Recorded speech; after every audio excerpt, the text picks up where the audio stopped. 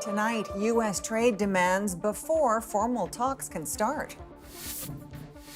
It is outrageous that Canada will not put U.S. spirits on the shelf. Ontario's blunt response. You never roll over to a bully. You confront them head on. Plus, what happens if neither side shows up for the formal review? With fuel prices up and supply down, another Canadian airline changes its schedule. It's going to be an expensive summer to travel. On Toronto's police service, a former high-ranking member alleges anti-Semitism, racism, and more. Are the people of Toronto being well served by the people who are in those positions? Again, I'm going to say no. Adrian's interview with Hank Idsinga. From CBC News, this is The National with Erica Johnson. Thanks for joining us. Adrian is away. With the summer trade deadline fast approaching, it appears the White House is once again attempting to Bigfoot Canada. Sources tell Radio-Canada the Trump administration is demanding specific concessions before it will go forward with the formal review of the trade agreement. Prime Minister Mark Carney says the U.S. will not dictate the terms. And Carney says he has his own concerns, trade irritants south of the border. Ashley Burke now with all those grievances threatening to derail official negotiations before they even begin. The Prime Minister facing a list of concessions from Donald Trump's team. Sources tell Radio-Canada it's the cost to enter formal talks about North America's free trade deal. It's not a case of the United States dictates the terms. We have the negotiation. We can come to a mutually successful outcome. CUSMA is up for review in July. Mexico has a date to sit down with the U.S., but Canada does not. If we can, get some changes in Canadian trade practices, it's going to help me get over the political hump that we face here in the United States. So I think there are things that can be done. The U.S. made public what Canada could do. A Canadian official says a portion of that list is what U.S. officials are pushing behind closed doors. One big one, putting American alcohol back on Canadian shelves. We're kind of at the end of our rope in just asking for them to do this. Last year, most provinces and territories stripped American booze from stores, an act of retaliation against Trump's tariffs and his threats. It is outrageous that Canada will not put U.S. spirits on the shelf. It is insulting. I'm sorry, folks, I don't trust President Trump. Ontario's premier says he's not backing down unless Trump drops his tariffs and the free trade deal is done. You never roll over to a bully. You confront them head on. One of our tools is alcohol. Canada's minister in charge of trade talks says he told U.S. officials what to do if they want provinces to budge. You have to give them some relief or some path to a better outcome on softwood lumber in the case of British Columbia, on steel and automobiles in the case of Ontario. Dominic LeBlanc says the government isn't going to make a series of concessions that aren't in the interest of Canada just to get to the table and receive a whole new list of things the Americans want. He also says that Canada told the U.S. it won't renegotiate dairy quotas or French language requirements on products in Quebec and wants to preserve CUSMA. So, Ashley, what if this isn't sorted out before July 1st when the free trade deal is up for review? Well, Erica, Donald Trump's trade representative says that he doesn't think the U.S. is in a position to rubber stamp CUSMA. So if there isn't an agreement by all three countries on that date, the free trade deal will remain in effect for a decade with annual reviews until they reach an agreement. LeBlanc says that means that nothing will change, including all the economic uncertainty. Okay, thanks for this. That's Ashley Burke in Ottawa. The ceasefire in the Middle East may have been extended, but it's also being further strained tonight. Iran attacked 3 ships in the Strait of Hormuz and says it has seized 2 of them. Paul Hunter now on Iran's retaliation and rhetoric. This video from the Iranian Navy, complete with Hollywood-style soundtrack, shows what's said to be the seizing of one of the 3 ships fired upon by Iran, even as the tenuous ceasefire, now extended by the U.S., continues. Iran, enraged by the U.S. naval blockade of Iranian ports, despite the ceasefire, now slamming stalled peace talks as hypocritical and empty. We did not request a ceasefire, said Ibrahim Azizi, chair of Iran's National Security Commission. We will not leave this battlefield, he said, until the aggressor is seriously punished. We have abundant capabilities. On the streets of Tehran, those capabilities on display in Revolution Square, with a giant long-range ballistic missile paraded through the cheering crowd. This is a regime that has survived sanctions for decades, crippling sanctions. Sajjan Gol with the Asia Pacific Foundation telling CBC News Iran is eminently capable of outlasting the U.S. Yes, the blockade is going to hurt them, but in many ways, that pain is going to be transferred to the ordinary people of Iran, not necessarily to the regime. Hi, Caroline. Hi, guys. Meanwhile, in the U.S., I'm not going to set a timetable for the president. White House Press Secretary Caroline Leavitt telling reporters Donald Trump has set no deadline on hearing back from Iran regarding next steps, and she wouldn't say how long Trump will let the truce continue. He will dictate the timetable, and the cards are in President Trump's hands right now. But back on the streets of Tehran, signals Iranians see no end in sight to any of it. The U.S. never backs down, said this man, adding, unless U.S. policy changes, it's a matter of whichever country shows greater resilience. Says Iran tonight, Erica, the U.S. did not achieve its goals with aggression, and it will not achieve its goals with bullying. And Paul, as this standoff continues, there's another shakeup at the Pentagon. Yeah, at a time the U.S. Navy is playing a critical role around the Strait of Hormuz, the head of the Navy, John Phelan, is now leaving his position effectively immediately with no notice and no reason given. It follows a number of departures of top military officials under Donald Trump, including the Army Chief of Staff, who was told to step down earlier this month with the war in Iran already then raging. Erica. Thanks for this, Paul Hunter in Washington. Lebanon's prime minister has accused Israel of war crimes after an Israeli strike killed a journalist and wounded a photographer working for a Beirut-based newspaper. Lebanese officials say Amal Halil and a photographer were driving in southern Lebanon when a car ahead of them was hit. They then took cover in a building that was also hit. Officials say that rescuers were also fired upon. Israel says the two cars were seen leaving a building used by Hezbollah and denied targeting journalists or preventing rescue teams from reaching the area.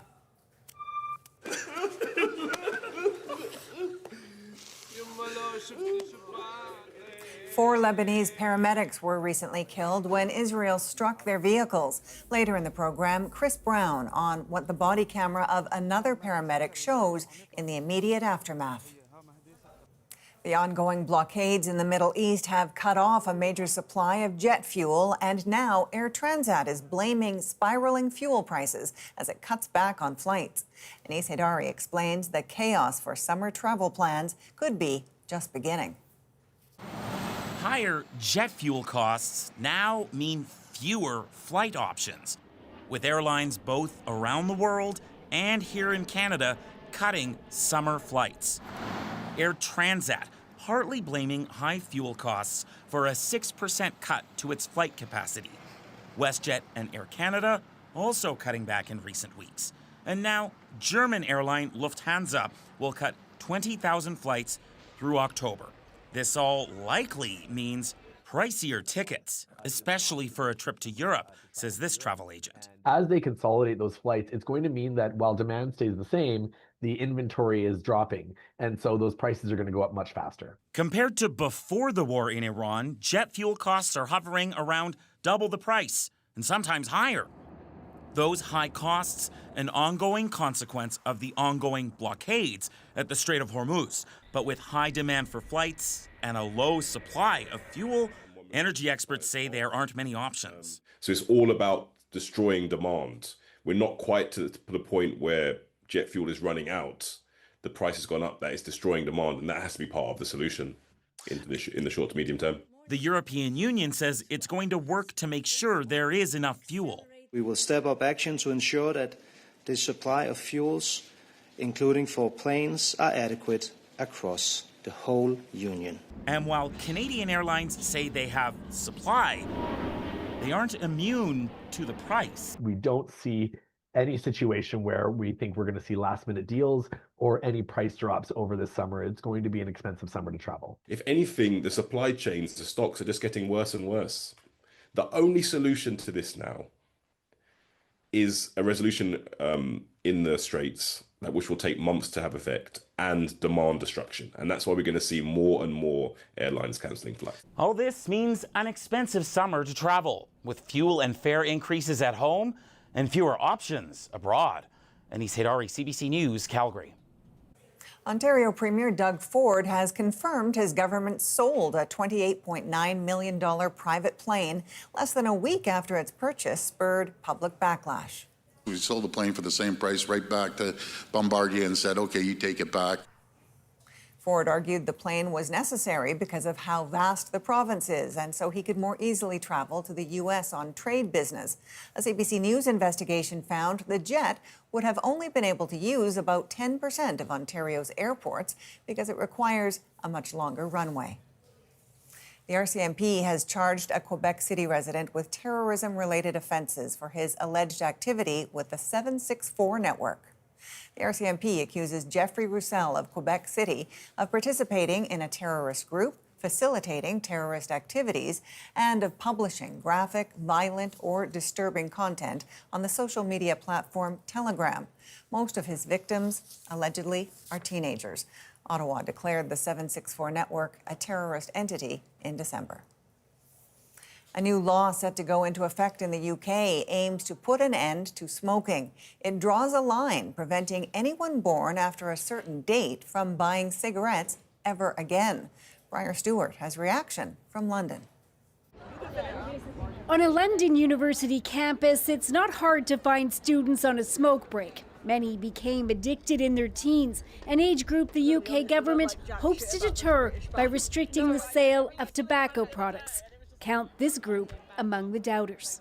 It might be effective, but only on a very superficial level, because people would be maybe getting cigarettes from dealers from other countries. Do you think if you were younger, it would have stopped you from smoking or no? No. I still did anyway, underage. You find a way. The government estimates 60,000 die each year in England from smoking, and it wants to create the first smoke-free generation through a new law. This ban is being described as landmark legislation, and once it receives royal assent, which is expected to happen next week, it will mean that anyone born in 2009 and later will never legally be able to buy cigarettes in the UK. It is, in fact, the biggest public health intervention in a generation, and I can assure all noble lords it will save lives. The British law will be watched closely by other countries, including Canada. Both PEI and Newfoundland and Labrador are studying whether to ban the sale of cigarettes to those born after a certain year. There's never going to be 100% compliance. For speeding laws on the highway, there's not 100% compliance, but it makes a difference. This law student says she understands why the British government wanted to act, but she isn't sure about the law. I don't think it's necessarily fair to limit a whole generation. Instead, she thinks the focus should be on even more education. Briar Stewart, CBC News, London. An experimental gene therapy for a rare form of deafness is appearing to be highly effective. Tashana Reid explains how it works and why there's cautious optimism. This boy was born with severe hearing loss, but 3 weeks after receiving experimental gene therapy, he heard his name for the first time. Then music. And months later, he learned to speak. Mama. The significance of this really cannot be underestimated. This is a result of a clinical trial carried out by researchers at Harvard Medical School and Fudan University in Shanghai. The boy is one of 42 participants, aged 8 months to 32 years old, with genetic hearing loss caused by mutation to the gene otoferlin. Participants received a single injection into the inner ear, replacing that gene that allows sound signals to reach the brain. Researchers say hearing improved in 90% of participants to varying degrees, though more effective in the children. So far, the data really strongly support the earlier the treatment, the better outcome. And that toddler we showed you, he's now 4 and tells us he loves toy cars. He is getting better and better. He is attending regular school now. He has no difference from other kids. You have to be implanted within. Professor Robert Harrison has spent decades researching and treating hearing loss, and he's cautiously optimistic. There are some limitations. Not everybody benefits. What we have here is a possible cure for a very rare genetic caused congenital hearing loss. And for members of the deaf community, not everyone wants a cure. I get the feel of it, like, yay, it's nice, things are coming along. But on the other side, it feels like we are being erased. And I love being in the deaf world. Researchers followed the participants for 2.5 years after they received the gene therapy and say the results held up, but they hope it will last a lifetime. Tashana Reid, CBC News, Toronto. We're just weeks away from the 2026 World Cup, and some fans say FIFA has shown once again that its ticket sales process is completely offside. Jamie Strachan on what many buyers say has been a frustrating and confusing experience. Fans eagerly awaiting the 2026 World Cup, with dozens of games set for stadiums in Canada, the U.S., and Mexico. But how FIFA is handling ticket sales, worthy of a red card, fans say. At this point, it feels like they're just making stages up as we go along. Azaz Sheikh has been to multiple World Cups. He thought the chance to buy tickets had passed. Then FIFA announced another so-called last chance window. You suddenly just get an email and it seems like there's a press release going out. There was definitely an assumption a couple of windows ago that things were sold out. FIFA's tightly controlled ticketing process left many confused and angry. Fans who paid top dollar were placed far from the field, only to now see better seats released. They kind of stuck me in a corner, and then I could have just waited until late April and bought the same tickets, if not way better seats, for the same cost. Adam Zakar started a website tracking where FIFA placed early ticket buyers and found many people had similar experiences. I think they have overplayed their hand. I think that they were thinking that their, artificial demand is going to create this kind of frenzy that, gets people to kind of act on emotion rather than logic. FIFA set ticket prices high for most games in hopes of keeping them off third-party sites like StubHub and SeatGeek, even creating their own resale site. They're constantly monitoring the level of demand. They're hoping to capture the maximum amount of surplus from every game. Still, many tickets remain unsold, and with an expanded field, tickets for games featuring less marquee teams are going for around $200 on many secondary markets. And the latest window Wednesday causing more frustration. A lot of uproar about their lack of transparency. Many reported waiting in a queue for hours before getting an error message and giving up. Jamie Strachan, CBC News, Toronto. Quebec's maple syrup regulator wants to shut down a producer recently linked to selling fake product and now alleges he may be reselling bogus syrup returned from stores. The Quebec Federation of Maple Syrup Producers filed for a full investigation and shutdown of Steve Bordeaux's business. Earlier this month, a Radio-Canada investigation found that cans of Bordeaux's syrup for sale in Quebec and Ontario were more than half cane sugar. Most stores pulled the products. Bordeaux has not responded to the allegations. The federal government is looking at Canada's most notorious prison as a possible site to build housing. When I first learned about it, I was like, what the heck? What CBC News has learned about the potential plans. Next. Plus, he worked some of the most high-profile murder cases in the country. Now he's coming forward with bombshell allegations against Canada's largest police force. Racism, anti-Semitism. Racism, anti-Semitism, dysfunction in the senior ranks. Adrian's interview with the former homicide inspector. And later, a rare sighting in the waters off Vancouver Island caught on camera. And my dad's like, what? No way. It's a cougar swimming. We're back in 2.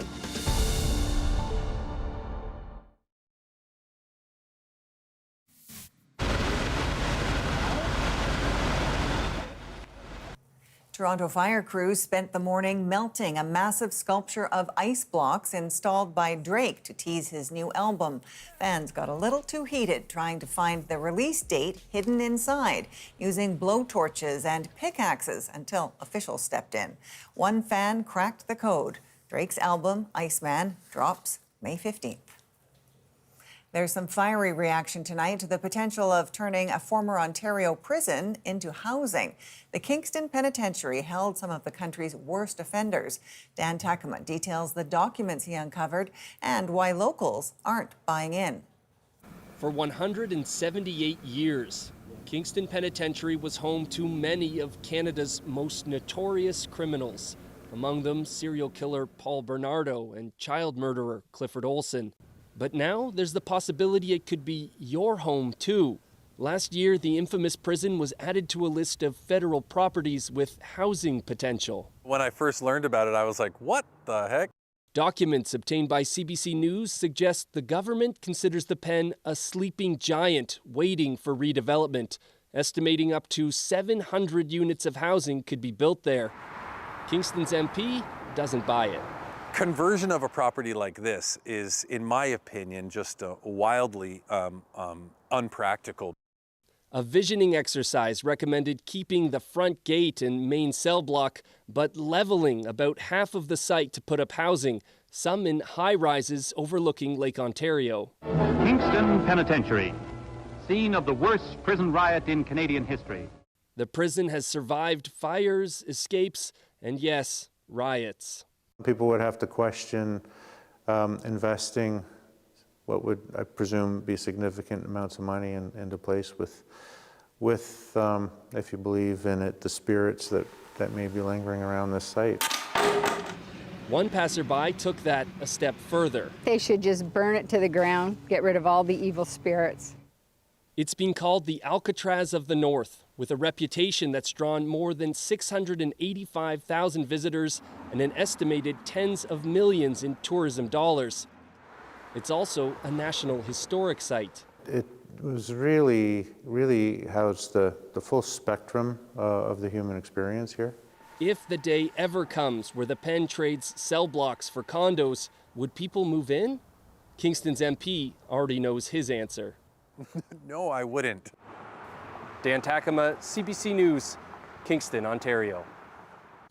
A high-profile former homicide inspector is speaking out tonight about what he says is really happening behind closed doors at Toronto's police force.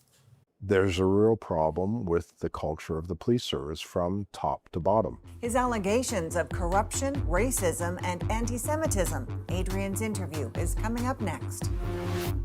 Plus, paramedics in Lebanon on the front lines of war and risking everything to save lives.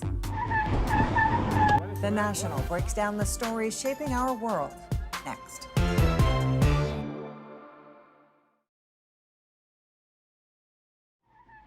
Tonight on The Breakdown, paramedics killed in Lebanon. Their colleagues say Israel did it on purpose. So they were absolutely targeting you. But first, allegations of racism in the upper ranks of Toronto cops. There's a real problem with the culture of the police service. Hank Idsinga led major investigations. Now he describes what he says he saw on the inside. And that blew me away. The Toronto Police Service says his concerns were never reported. Adrian sat down with Hank Idsinga to talk about what he saw and what he did about it. You may find some of the language offensive. I have not stepped foot in police headquarters since September 22nd of 2023, and I don't think I would be welcome back at police headquarters. Imagine that from the man who was once the most well-known cop in Canada's biggest city. Homicide Inspector Hank Idsinga. We've never seen anything quite like this. A senior officer working on some of the most notable crime cases in Toronto. It's a serial killer. including the investigation into serial killer Bruce MacArthur. Proud to be a cop, but proud of the Toronto Police Service, he worries about that force and bigotry. I could write a book centered around that topic. Racism, anti-Semitism. Racism, anti-Semitism, tyrannical behavior, corruption, dysfunction in the senior ranks. He did write a book about his 34 years in policing. A witness actually sees him putting his Walkman headphones on. He was charged with first-degree murder. Cases solved, those that haunt.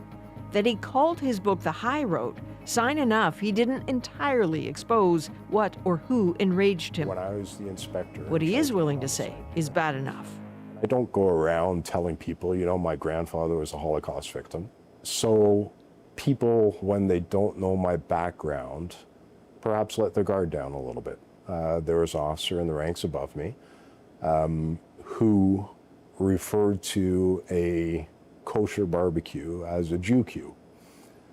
And I kind of said, you think that's really an appropriate term? And they were like, oh yes, you know, it's hilarious. I thought, no, it's not so funny, right? Considering 20th century history. And I kind of left that alone.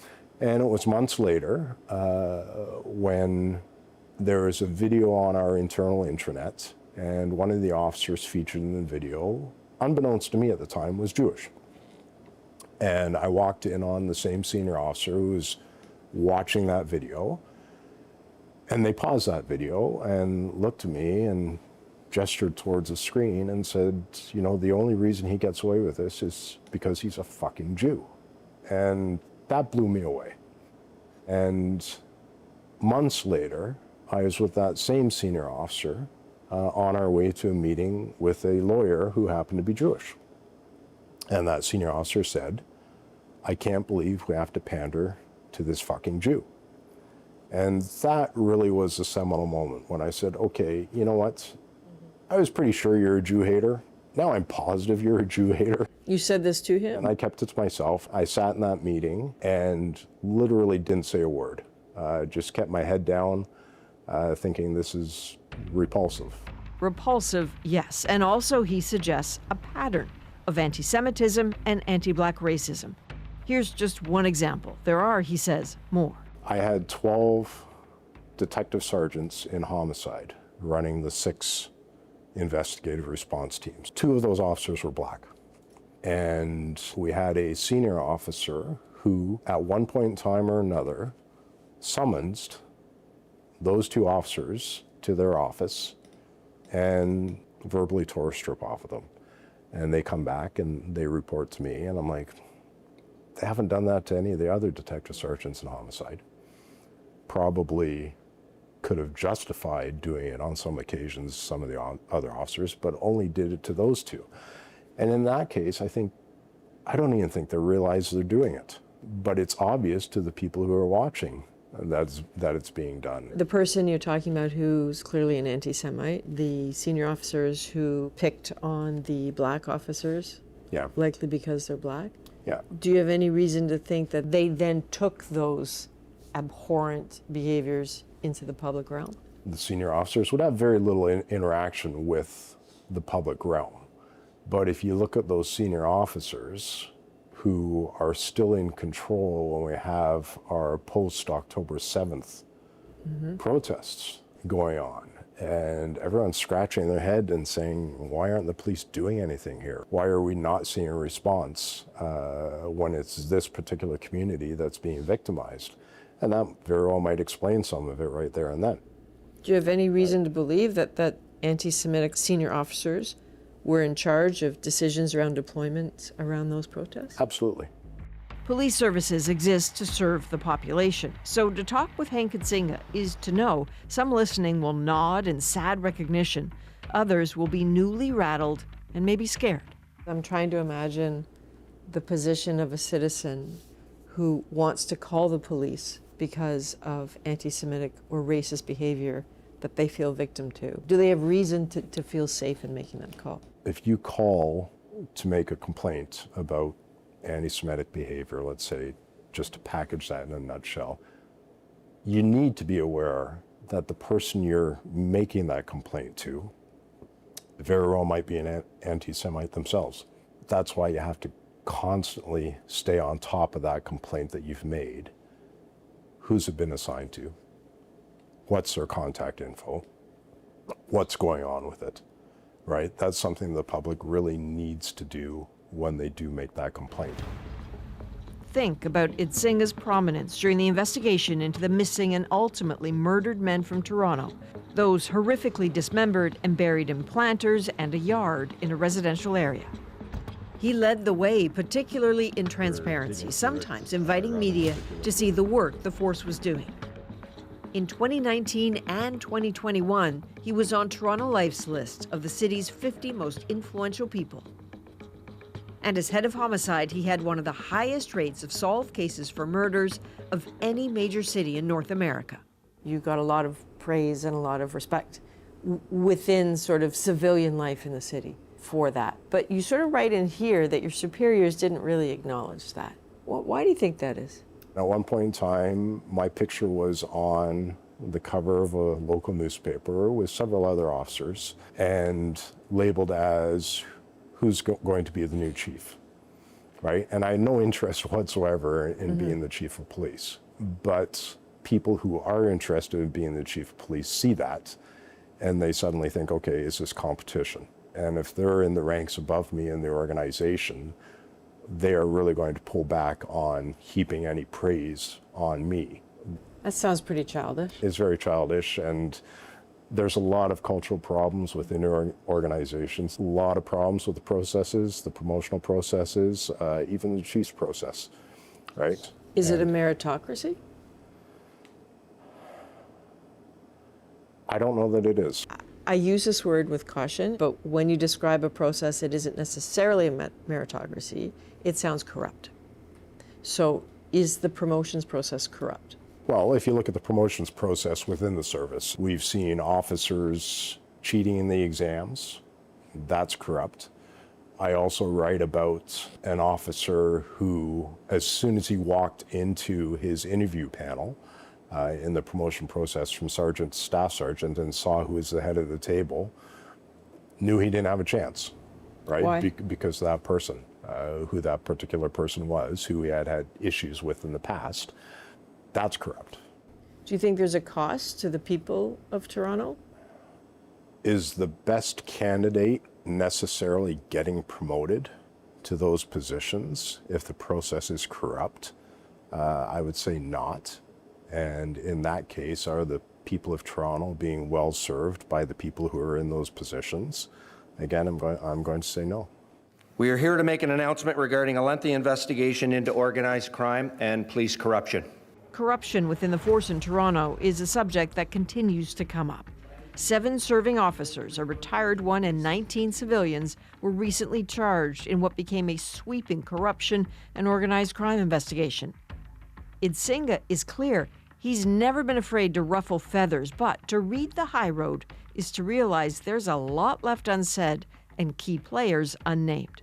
Is not sort of naming them and going after them specifically taking the high road, or is it not necessarily meeting a duty of care? Well, I think I try and really illustrate that from day one, the repercussions of standing up, and I'll take criticism. You know, why is there not a formal complaint? Well, if you read this, you'll understand what happens sometimes with formal complaints. For people who haven't read it, what happens sometimes? If the chief who's in charge of police service has promoted his friends, not necessarily based on merit, into very senior officer roles, and somebody makes a complaint, who are they complaining to? The chief. And where is that complaint going to end up? It's not going to go anywhere. And the person who makes that complaint is the one who is likely going to face the repercussions for making that complaint. How many decades did you spend encouraging people to come forward if something was wrong?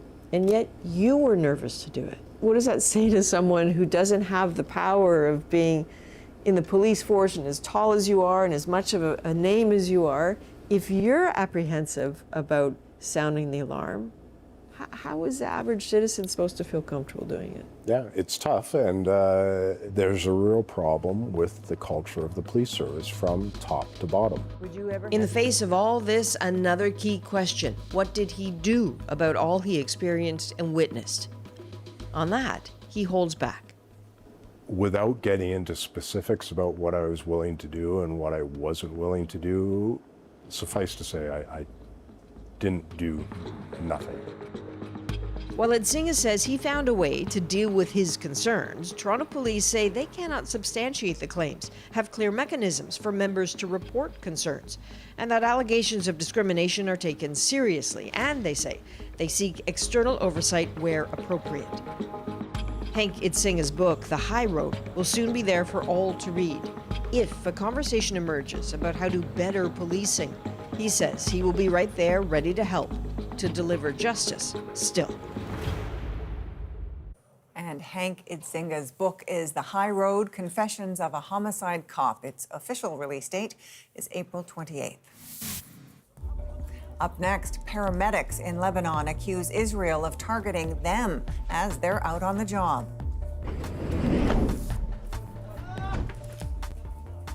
Israel says it had reason to strike, why one paramedic wields a camera as a way to ward off more attacks.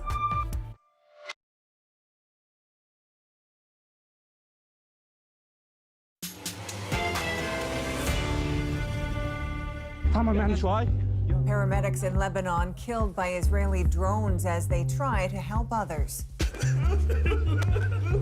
Their colleagues allege the strikes were targeted and meant to send a message. Chris Brown details what happened on their final mission ahead of a ceasefire and is at the scene of their story, not just told, but recorded. We should warn you, some of the images are distressing. The video is shaky, raw, and hard to watch. It shows the final Israeli strike in a deadly barrage that would leave 4 Lebanese paramedics dead. This is the last one. This, Raba. The fourth and last one, here. Mahdi closed the door, and then the missile hit.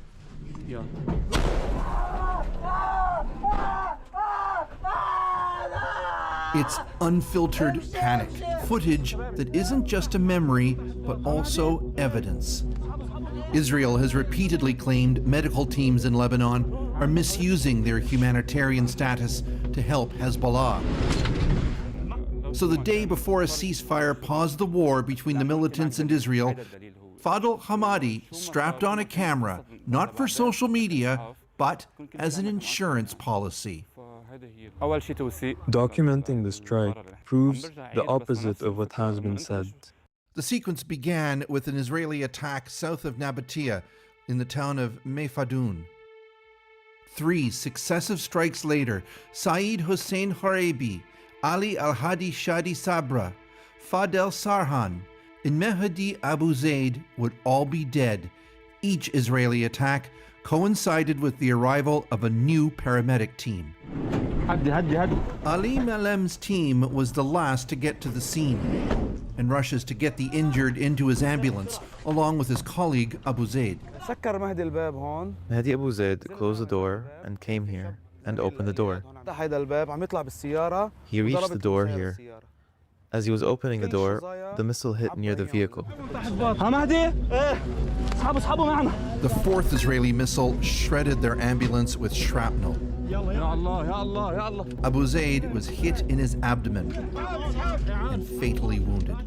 It was from a drone. Yes. So they were absolutely targeting you. They wanted to kill you. They were directly targeting paramedics. This was the 4th vehicle that was targeted.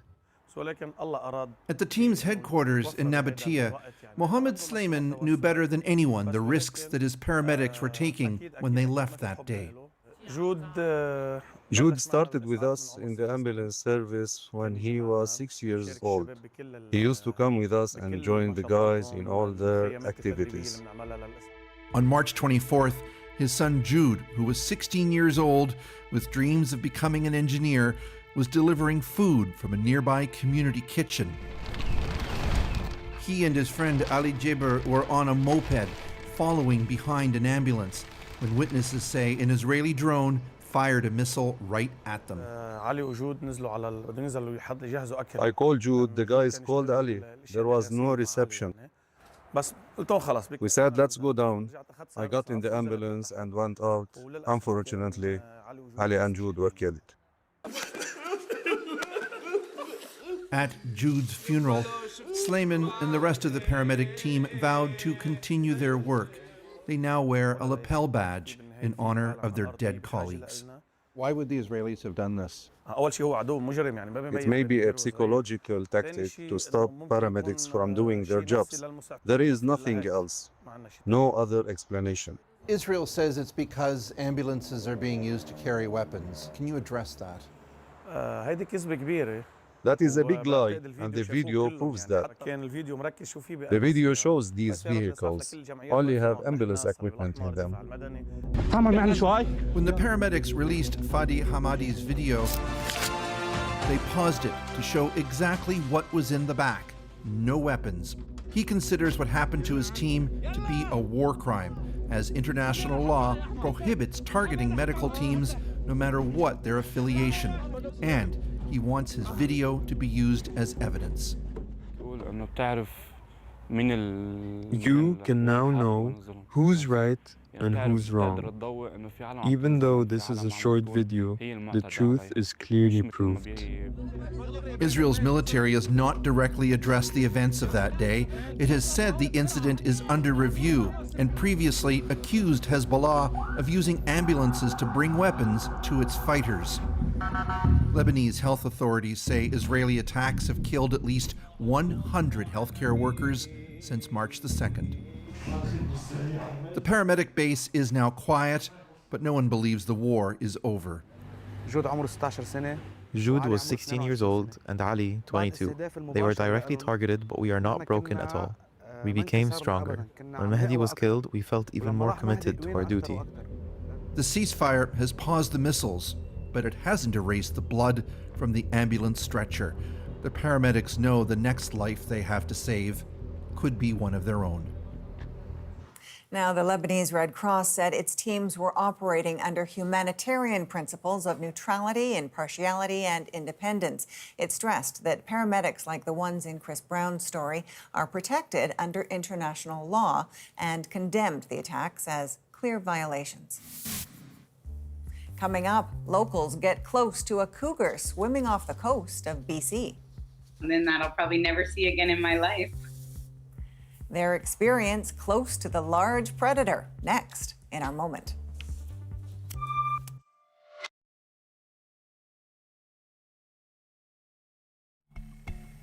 You're looking at a cougar. Yes, a cougar swimming near a boat off the coast of Tofino on Vancouver Island in BC. Jenna Evans was out crab fishing with her dad when they spotted the large cat in the ocean. Their rare sighting makes our moment. Cougar swimming. Oh my God. We were heading out crabbing and prawning just for the weekend. My dad's like, what? No way. It's a cougar swimming. And I just, what? There's no way. I've never seen a cougar. His head like just above water, just swimming along, just fighting the current, literally power swimming. He was going pretty fast. So we just kind of followed behind him, looked at me, and it was a weird feeling, like making contact with a cougar. It was like my heart sunk a little bit. I was like, whoa, that was crazy. There was one point where just before he was about to crawl onto the rocks, I thought in my head, what if he crawls onto the rocks and jumps onto the bow of the boat? So I'm like, you know, Dad, back it up a bit. I was starting to get a little bit scared, but it was on a mission. He climbed up onto the rocks and took off. All day long, that's all we could talk about, something that I'll probably never see again in my life. It was really cool. Now, cougars are rarely spotted swimming. Most of the time, they are seen in the forest, and even then, that's pretty rare. Jenna says this whole encounter was pretty cool, but up close, she says cougars are pretty scary, and she would not want to run into one of them on land. No kidding. From all of us at The National, thank you for being with us. I'm Erica Johnson in Vancouver. Take care.